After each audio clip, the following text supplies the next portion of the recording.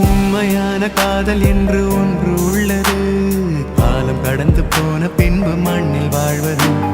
காலம் எந்த கைப்பிடிக்குள் மாட்டிக்கொண்டது. காதல் என்னை விட்டு விட்டு எங்கு சென்றது.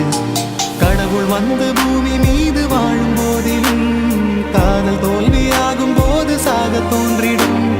காதலின்றி பூமி மீது வாழ நேர்ந்திடும். கொஞ்ச நேரம் கூட நரகம் போல மாறிடும்.